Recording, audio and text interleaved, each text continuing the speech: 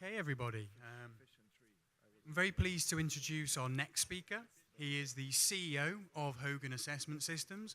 He has been a friend of Mentis's for many years now. I had the pleasure of first meeting him about 5 or 6 years ago in London.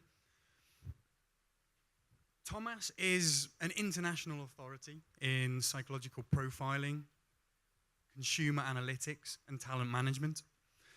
On top of his role at Hogan, he is also a professor of business psychology at University College London and has previously taught at New York University and the London School of Economics. He has published 7 books, more than 100 scientific papers, and making him one of the most prolific social scientists of his generation. If all that wasn't enough, he was selected by Workforce Management as a 2013 Game Changer, an award that recognizes human resources innovative rising stars under 40 for their contribution to the HR industry. So it's with great pleasure that I introduce our friend, Dr. Tomas Chamorro-Premuzic.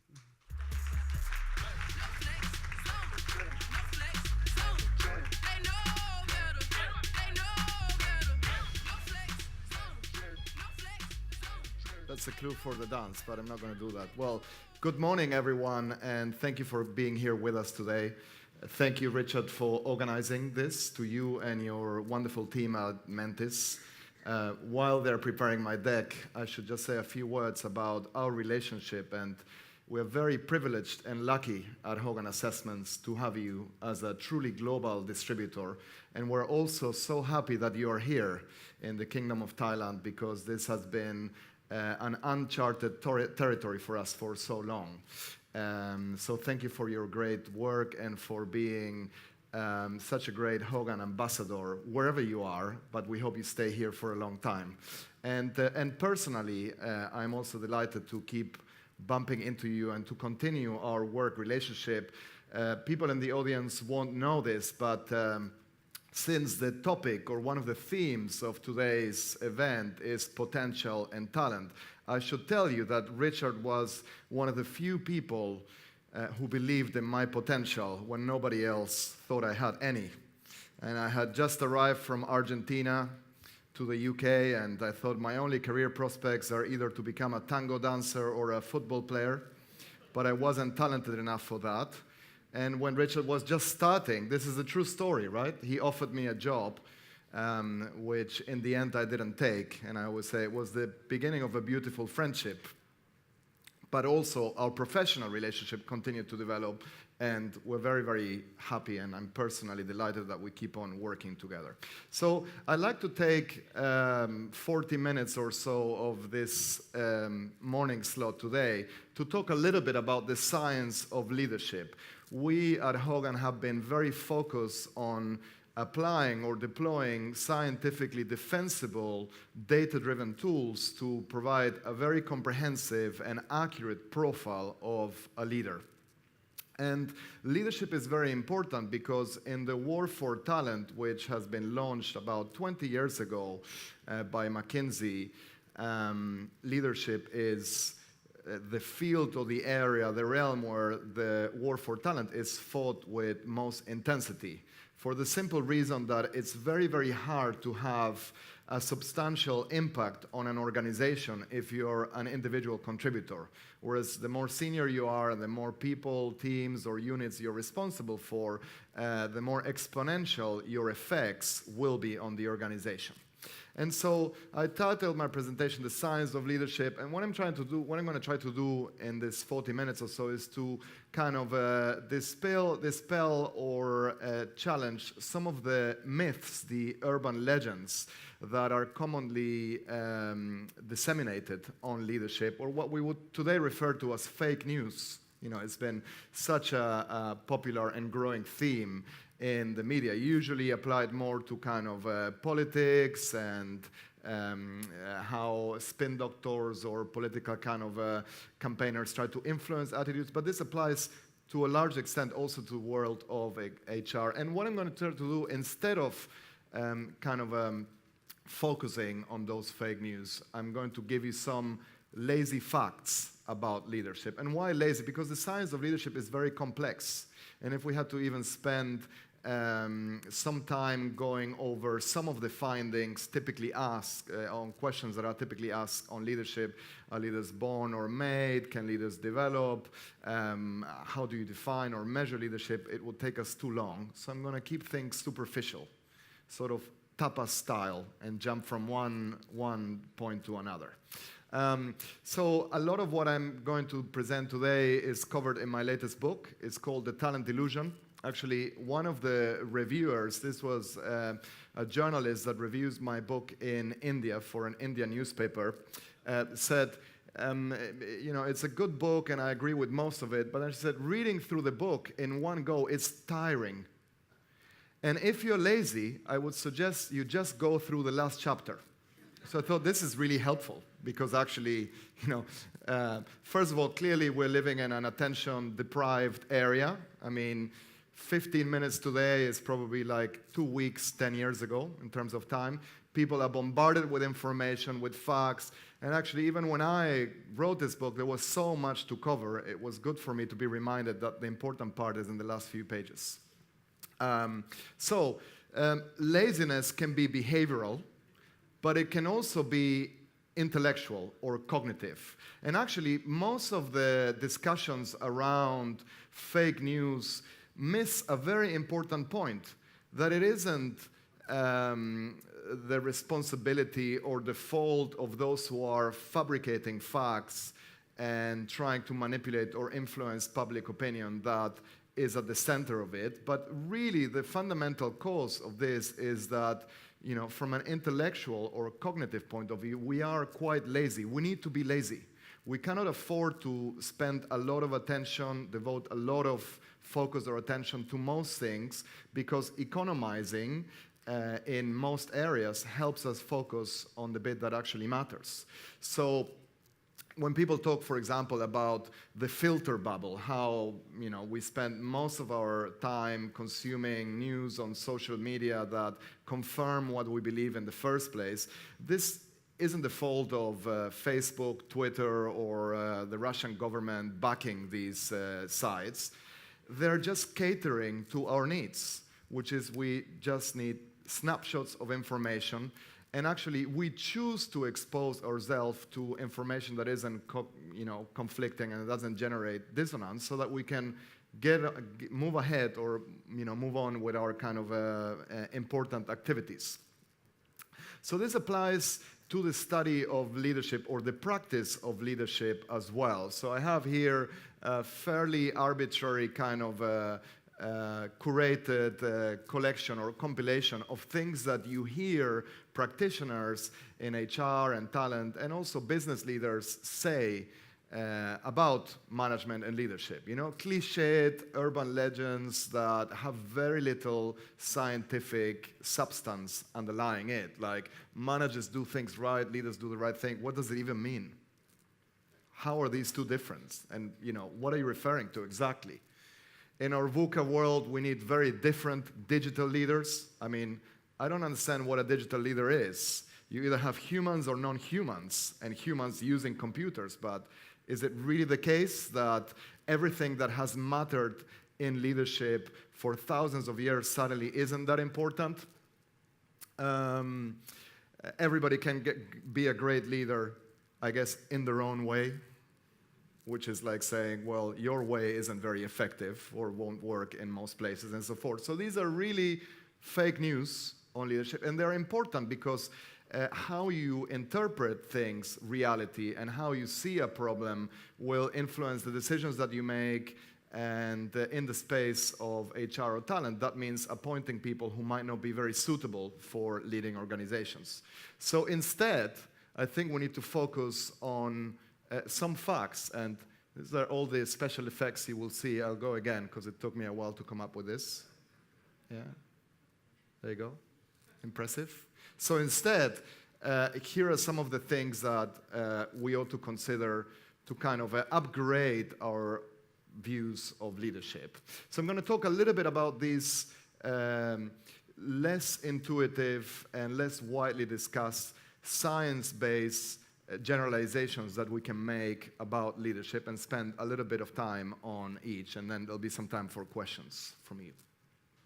And for those of you who don't want to get the book or want an even shorter version of this, there's a Harvard Business Review article I published a couple of years ago, what science really tells us about leadership potential, that sums up the research underlying this thing. So for the inquisitive and geeky people in the audience, I do recommend you follow up on this. So let's start with the first one. Leadership is not a job, and yet we do think about leadership mostly as an occupational title, as a job or a career that defines what people do. But within organizational psychology and psychology more widely, we've always regarded leadership as a psychological force or process of influence, whereby an individual manages to coordinate group activity. Good leaders turn a group of B players into an A team. Bad leaders turn a group of A players into a B team. Okay, so leadership is fundamentally a resource for the group, and it's something that enables groups to perform as a high-performing unit. Without leadership, you can't have this. And it doesn't actually matter whether the person tasked with, whether the person who is facilitating or enabling this process is formally a leader or not. There's a lot of discussion, especially in Silicon Valley and the tech industry now, about leaderless organizations, holacracy, or fully democratic companies where nobody is, has formal authority over others.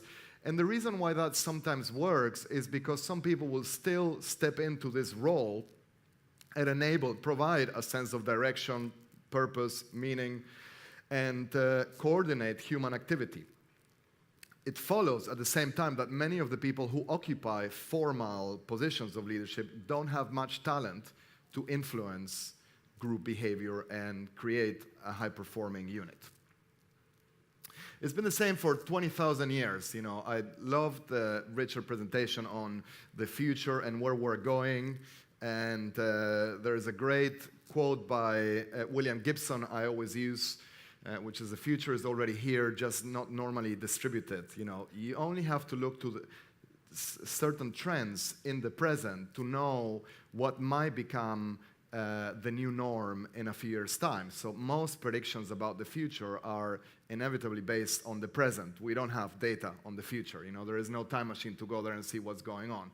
And the other quote I like a lot by William Faulkner, he said, "The past is not dead. It isn't even past yet." You know, you need to learn the lessons from history and the lessons from the past to understand the present and also the future. When we at Hogan think about leadership, we adopt an evolutionary framework that tries to understand or look at leadership from a very universal, almost biological perspective, and also looks at the factors and phenomena that have remained the same for thousands of years. You know, so when we look at this image, I mean, it arguably doesn't represent the realities of a modern workplace, right? And there's no chief happiness officer there, for sure. But at a fundamental, and if you like, metaphorical level, most of it still applies. When it comes to talent, is the idea that some people are systematically better performers than others, that there are dispositional or systematic differences in performance. And talent is one of the main explanations of that. You could also talk about hard work, luck, serendipity, nepotism, but talent is the one we really prefer when it comes to. Then, you know, this is also a useful reminder that individual talent would only get you would only get you so far. You can have a great system in place to identify and retain individually talented people, but if they're not working well with others, there will be no synergy, and you wouldn't expect, you know, high performance. So it's this idea that you need to coordinate or enable individually talented people to work together. And that requires leadership. Okay, so while there is no chief happiness officer, you can spot the leader in this image. And although, people no longer gather to kill a mammoth, the same applies if we're thinking about a kind of modern reality of the workplace. I don't know, a leader coordinating or managing a virtual team that is working together to create their new kind of digital strategy or something, Same thing applies. And so why is this important? Because if leadership evolved through thousands of years, our perceptions of it have been shaped by evolution as well. And when we think about the attributes or the qualities that are leader-like, we can see why there is a preference for certain types, which may or not still be effective. The fundamental shift that we've experienced in kind of a history is the shift from more physical abilities to intellectual abilities, and maybe at some point in the next 100 years or so, intellectual abilities will no longer be able to compete with artificial intelligence and so forth. But our kind of subconscious views or perceptions of leadership are shaped by evolution. So it's been the same for 20,000 years, which means that when you hear discussions of, tell me, please, how is leadership going to change in the next 5 years? The answer is not much. Why should it change dramatically over the course of 5 or 10 years if for thousands of years similar things still mattered? I mean, people with better judgment, better people skills, more integrity, and who could make decisions better than the average of a group were more effective, and they helped their teams outperform other teams. So one of the problems with leadership is that we rarely measure it well. Even in domains or areas where things are a lot more results-focused, results-oriented, or data-driven, the field lends itself to disputes. If there are any soccer or football fans in the audience, you will have seen that Leicester won, the British Premier League a couple of years ago, which was extraordinary. It couldn't have been predicted. If you had bet on them at the beginning of the season, you would have cashed out more than if you had bought Bitcoin, 10 years ago. And even after that happens, although clearly the outcomes or the results suggested that the manager or the person in charge surely was responsible for it, the next season, the team dropped in performance and the manager, the leader, was sacked. Okay, so going from 0 to hero in one season, achieving something unprecedented, and yet there's been discussions on whether that was, we should give credit to the team or the manager.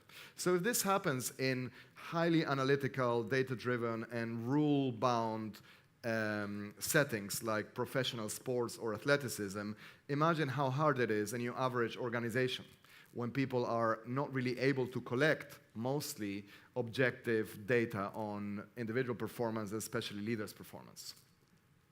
Another thing that the science tells us is that leaders are not as good as they think they are, right? So if you are, like myself, a fan of The Office, especially the British version of The Office, you'll see one of the reasons why this show was so popular is because most people can relate to it. Most people have at some point been managed by an incompetent boss, and in many cases have been traumatized by those experiences. And yet, if we had asked or interviewed those bosses and asked them to assess their leadership performance or potential, they would probably have self-rated very highly. Okay, so you only need to do this exercise wherever you are. You can type in, and if you haven't read Everybody Lies, the recent book that actually correlates self-report data to group-level searches in different places, and it contrasts what people say they think about a topic and what they're actually asking or telling Google, you will see you should trust Google more than self-report answers. But you can do this exercise anywhere you want, in any language, and the most common searches for people's bosses are depressing, really. I say if leadership development or leadership assessment selection becomes a really efficient and widely adopted industry, in 5 or 10 years' time, maybe when you do this exercise, it will be my boss is transformational, inspiring, amazing, great mentor. Now, the best thing that is said about bosses is jealous of me, hitting on me, hot, or younger than me. Everything else is pretty dismal. So this is often more telling than statistics from academic kind of surveys. As the popular saying states, people tend to join organizations, but they quit their bosses. We do a lot of research on poorly performing leaders or inept leaders, and the findings are quite staggering. We know that a lot of people, as said, quit because of their direct line manager.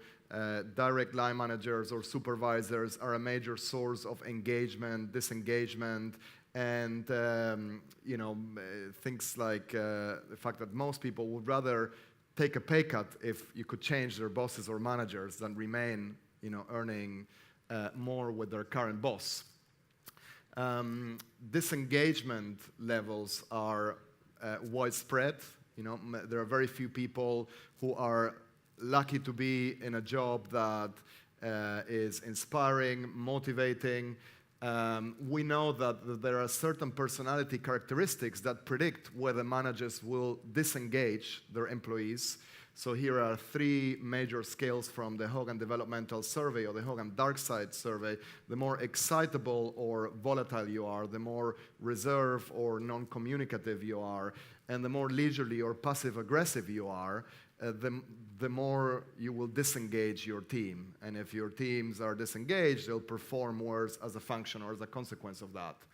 And those are also some of the most common derailers that managers display around the world. So typically, when we look at profiles, and we have evaluated over 5.5 million people over the years, the most prevalent derailers are precisely those, being passive-aggressive, so pretending that you agree with people when in fact you don't, which stops you from giving them constructive, honest feedback, not communicating, and being excitable, unpredictable, volatile. So it matters what personality your manager and your leader has. We also know that passive job seeking is on the rise, so about 70% of people who are employed are considered passive job seekers today. I would say, imagine if 70% of people who are married would be, passively hoping or waiting for another spouse, husband, or wife. We would surely talk about a marital crisis or marriage crisis. It's much worse in the world of work, even though it is also true that people are much more willing to put up, in most places, with a bad job than a bad relationship. So because they perceive the cost or the risk of leaving and finding something else are too high. Self-employment is on the rise, even in places where unemployment rates are pretty low. Same for startup activity or entrepreneurship. So, one of the underlying issues to this is the distinction we make between leadership emergence and leadership effectiveness.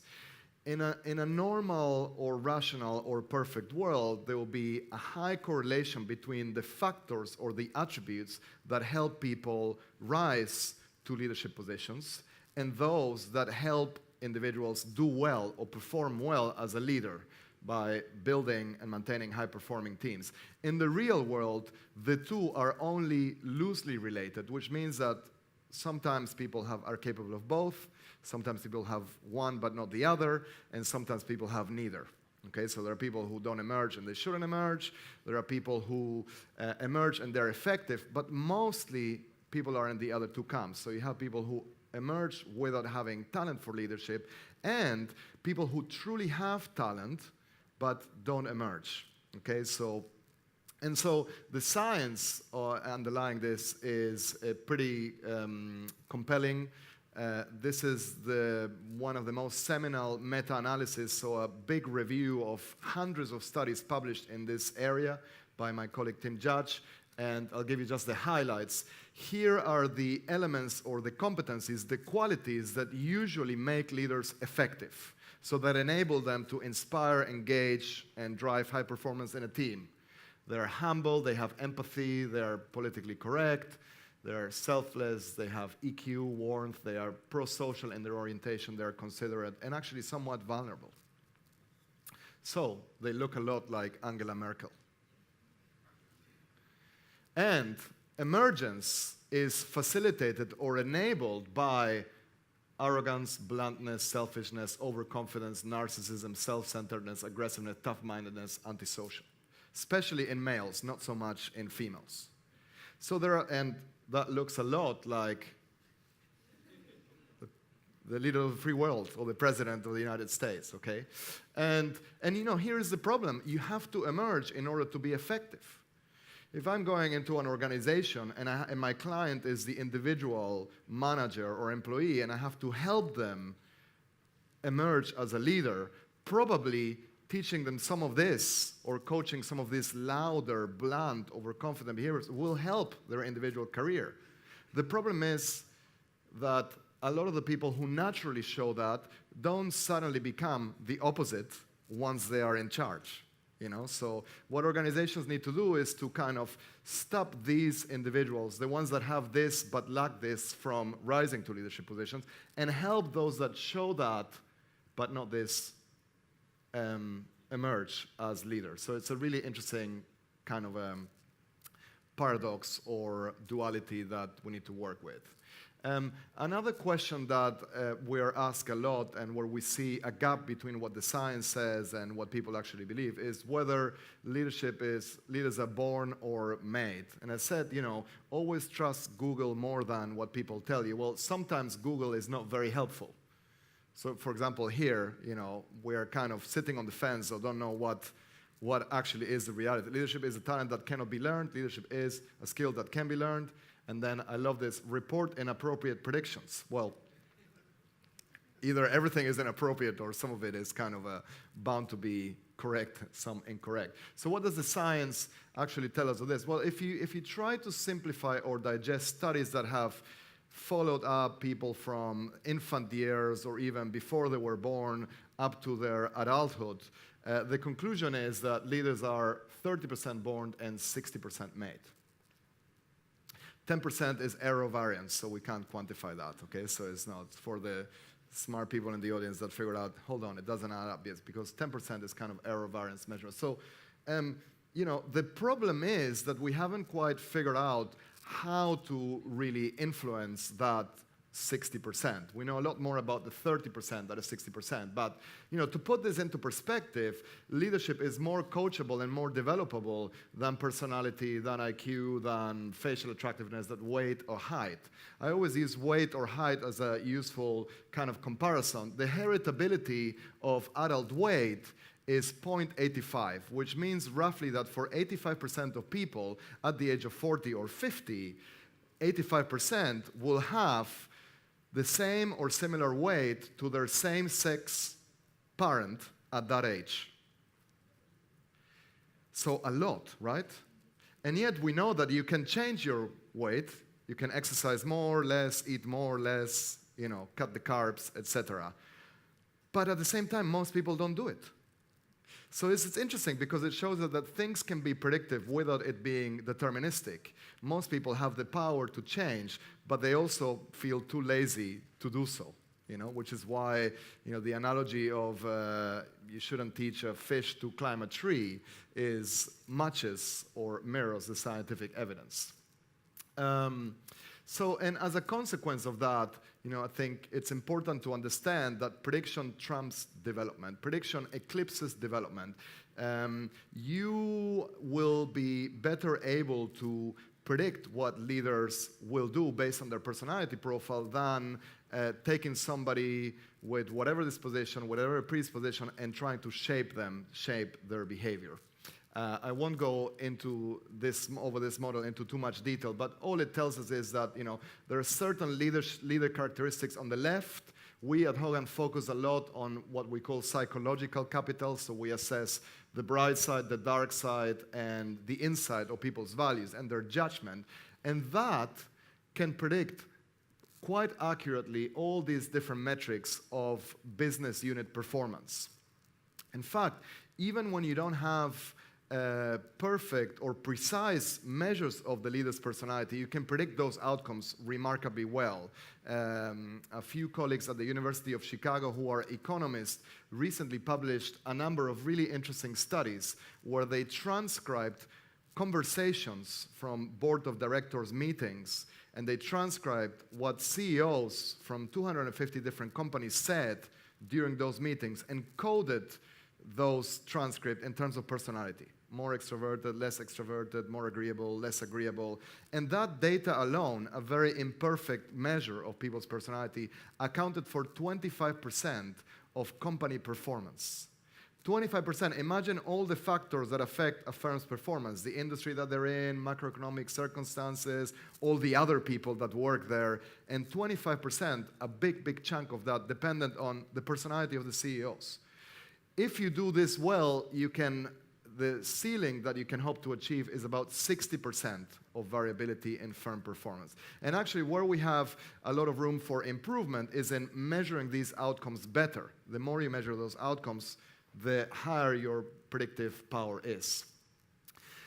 At the same time, there's not one size does not fit all, and sometimes we need to really do a more granular analysis of not how much potential or talent a leader has, but on whether they will actually be a good fit for the organization. So to do so, we look at a leader's values, their drivers, and often organizations are unaware of what their cultures are, so it's hard to do this matching.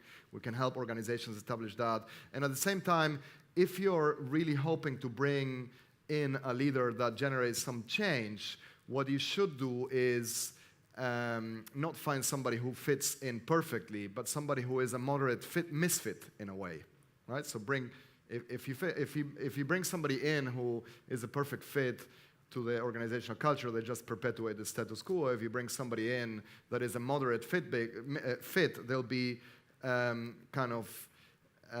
acclimatized or adjusted enough to work within that culture, but also eager to bring change. So these are the main values that we assess with our motives, values, and preference inventory.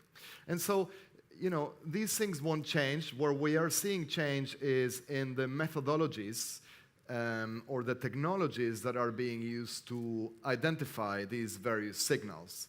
And even the things that seem very novel, like algorithms that scrape social media or mine emails or digital interviewing, they're mostly technologically enhanced versions of very well-established assessment methods. So where they have really, really good potential is in making this more scalable, quicker, cheaper, more efficient. But maybe also they will provide information that goes beyond what we know from traditional instruments or assessments.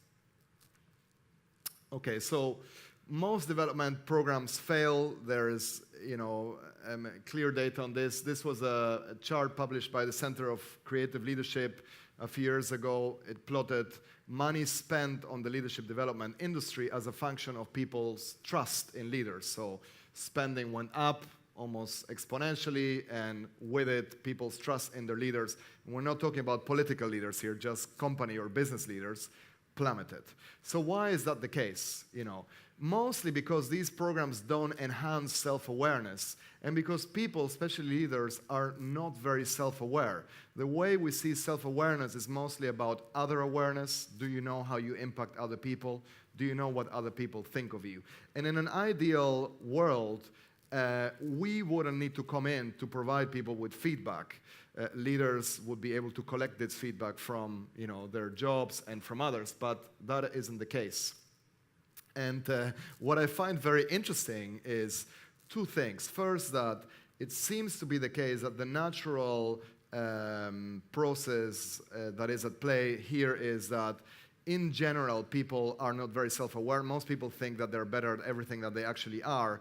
But then power makes people more deluded Why? Because the more powerful you are, the more you surround yourself with people who suck up to you and tell you that you're great when you're not. And secondly, because that delusion is reinforced by success. And there's a really, really interesting evolutionary explanation for the adaptive nature of self-delusion or self-deception. Why is it that over the course of history, we've always had the same level or amount of prevalence for self-deception and self-delusion? And the answer is that there is an adaptive interpersonal benefit to thinking that you're better than you actually are. Because if you think you're great when in fact you are not, you will be able to hide your insecurities and come across as confident to others. And confidence is a main kind of a signal that people take and equate to competence. Okay, so Donald Trump, again, is a very good example of this, but actually he's not the only case study. To some degree, there are Donald Trumps in every organization, and they have succeeded, they have been rewarded by their delusion or self-deception. And so there's a couple of books that explain this in great detail, and I wanted to recommend to you. One is a book by an evolutionary psychologist, Russian evolutionary psychologist working in the US, another evolutionary psychologist who wrote mostly about the psychological basis for consumerism, but two really powerful paragraphs or segments from here. First, Peter Urchin compares old groups with new groups, and he said, in the old days, we lived in small bands of hunter-gatherers. Everybody knew everybody else. All grown-ups had reputations for being reliable or not, good cooperators or free riders. If you wanted to put together a team, you knew whom to include and whom to avoid. This is much harder in organizations with hundreds of thousands of people where you don't have everyday interaction with others. And although reputation is still everything, you don't have observational data on people's reputations, so you have to pick indirect markers or signals. And Jeffrey Miller says, this is a great point, I think, very smart point. Over the course of human evolution, as our capacities for judging others have improved, our capacities for deceiving others have improved in turn. So it's like this kind of cat and mouse game where talent today is much less observable than it was before. Before it was about physical strength, stamina, quickness, etc. And now it's all intellectual. Okay? So, and yet, we're getting better at evaluating it, but then also it makes it easier for others to deceive us. And the problem is you always end up with false positive or false negatives. Okay, and a couple more quotes. We're getting there, but I think this is important. A very disturbing feature of overconfidence, says Robert Trivers in a great book called The Folly of Fools, is that it appears to be poorly associated with knowledge. That is, the more ignorant the individual, the more confident he or she might be. And in my previous book, I stated, there is virtually no difference between the leadership development and the self-help industries. This is why self-awareness is so rare. Both foment unrealistic confidence and a can-do attitude that is completely out of touch with reality. Richard was saying, over the past 10 years, we've seen so many case studies coming up, and you only need to open the newspaper any day, leaders derailing, harassment, corruption, etc. And the mainstream paradigm for leadership development is positive psychology, strength-based coaching. Let's tell leaders that they're great when in fact they're not. This seems completely out of touch. And so people already have a natural tendency to ignore negative feedback. I think it'll be great if climate surveys, engagement surveys asked employees these questions. How often do you provide your boss with honest, critical feedback on his or her performance? The answer, it will be 0% of people that say very, very often. If they do, they've probably been fired, right? So we know that upward feedback is the most useful source of feedback leaders can get, and yet it doesn't happen very often. We do a lot of work looking at 360s, where we compare how leaders see themselves and how they're seen by others. And again, what you find is typically there's very little overlap. There's a correlation of 0.3 between self-estimates and other ratings of leadership. So that's overlap of about 10%. People who are more accurate in their self-evaluations, because their self-evaluations match how they're seen by others, perform better as leaders. And people who are more self-critical, so they see themselves in a more harsher or stricter way than they're seen by others, outperform those that think they're greater than they actually are. So 360s are a great source, the best source to capture leaders' reputations. Things will only get worse. Richard talked about narcissism, and we know that narcissism has been rising over the past decades at very high rates. And I don't think we should blame Facebook or social media for it. Instagram, Facebook, and selfies are so, and selfie sticks are so prominent because people are inherently more narcissistic. So the causality is reversed. And what are the implications for this? As a leader, it's going to be a lot harder to get people to work together in selfless manner if they are self-obsessed. And leaders are going to be more ill-equipped if they're just thinking about themselves and not thinking about their teams. So when we think of development, we think of it as reputation management. What we do is we provide people with feedback. That feedback helps people understand how they're seen by others. And then we hope that they have the will to change, that will translate into some effort, and that will create some change. But in a way, most leaders don't manage to go through this process and then repeat it. You need a certain amount of curiosity to be open and receptive to feedback. You need to have EQ, or a certain level of emotional intelligence, to actually be self-aware once you get that feedback. You need to be ambitious to want to change. You need to have a certain amount of self-discipline or self-control to maintain that change. And when you do that, your competence goes up, but you need to have humility to repeat that process. And this is why, even when you have great tools, there's very few leaders that actually get better. And in a way, we could have predicted who they are from their assessment results. We measure at Hogan your coachability, which is a prediction on how well you will develop as a leader. And some people are pretty much uncoachable. So development is reputation management. I'm a big David Bowie fan, and apparently he loved 360s. It was his real passion. It wasn't music. Did you know this? It's fake news, but anyway, let's assume that. He said, nonetheless, I am only the person the greatest number of people think I am, which really is a good way to describe the importance of reputation and how we are in the eye of the beholder or the we holder. The person that most people see is the person who we really are. And he said that, of course, when they asked him, which of your many artistic creations or characters are you? He said, I am whoever you think I am. What will the future bring? I think it's interesting. Discussions of automation, I think, are still more optimistic than they should be.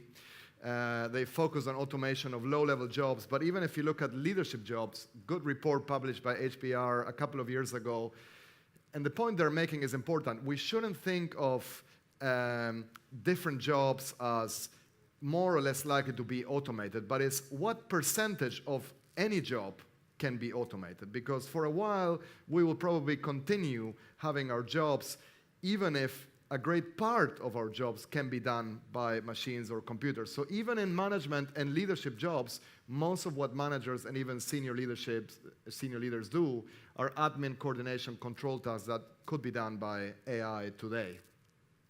So what will the future bring? I think, the future of leadership will at least be partly automated. And if you think as the fundamental thing that leaders or managers need to do is provide people with, measure their performance, provide them with unbiased feedback, manage their performance, make decisions about others, etc. The bar is very low at the moment, so it wouldn't be that difficult for AI to do that better. Strategy, innovation, vision is more difficult to automate. So I think, the big question here is, in the next 10 or 20 years, how will we manage machines? How will machines manage people? And then ultimately, what will happen when robots manage robots and we are just out of work completely, okay? And so, but I want to finish on a positive note here, on a more optimistic note. This is from the New Yorker. One robot says to the other, we thought we wanted all your jobs. They're so boring. So maybe keeping jobs kind of trivial, mundane, and boring is the way to avoid automation. If robots can work out that they're better off not getting our jobs. Thank you. We have time for some questions, but thank you very much.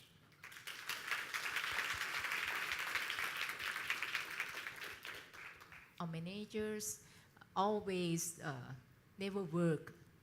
I would like to hear from your inputs and your experience why we provide leadership training, but it's never work. Yeah. So why most programs don't work? And I say most don't. There are some that work, and on average, you can expect to boost leadership performance by about 30% if you do things well. Most programs don't. They fail at the fundamental and first and most important thing, which is telling leaders what they need to hear, not what they want to hear.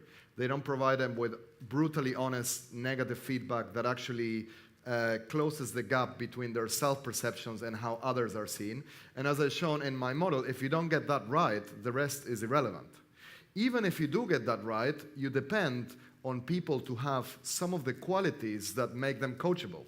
So I can present leaders with accurate feedback and they might pay attention to it, but maybe they don't care. Maybe they're happy where they are. So, the old joke in psychology is, the question is, how many psychologists does it take to change a light bulb? Only one, so long as the light bulb really wants to change. And so with leaders, that is a fundamental requirement. If a leader doesn't want to change, what are you going to do? But programs that don't provide accurate feedback, don't improve self or other awareness, and just boost leaders' self-esteem or ego will for sure fail. So that's why assessment is the cornerstone, the foundation of any coaching and development program. And the assessment needs to be data-driven, objective, and accurate. Yes, sir. Hi, Thomas. Firstly, thank you for the presentation. It was very insightful. Thank you very much. I've got a question about fit, because you mentioned that it's, that it's valuable to bring in someone who is more of a moderate fit rather than somebody who fits into your organization's culture. Yeah. Now, let's just say if your organization is considered to be a high-performing culture, in which many organizations try to actually state that they are. Within that kind of situation, if you bring in somebody who is a moderate fit and who doesn't fit into such a high-performing culture, isn't there some kind of drawback to that? What's your sort of comments on that? Yeah, I mean, it's almost a rhetorical question. If you don't need change, if change isn't a priority, then you can go for more fit. And you can perpetuate that. The risk, of course, would be that if you continue like that, at some point you might get complacent, and then there's only so much longer that you can stay in the same place. I would also say that the main purpose of leadership is change. If they're coming in to do something that is in place already, that's not necessarily leadership. That's more management, or they're maintaining something that is so. So when people truly look for or seek leaders, moderate misfits are more likely to drive change. And innovation requires change and so forth. So I think that was the message. If things are working very well and you're looking at employees, managers, or a leader to replace someone in exactly the same way, but then you don't need or want change. Then the less you need change, the more you hire for fit. The more you want change, the more you need moderate misfits. Thank you very much. Thank you. Thank you very much, Thomas. Appreciate it. Okay, everybody. So the time now is approaching 20 past. So we will take a 15-minute break. Refreshments just outside. So in 15 minutes, we'll be starting back in here. Thanks, everybody.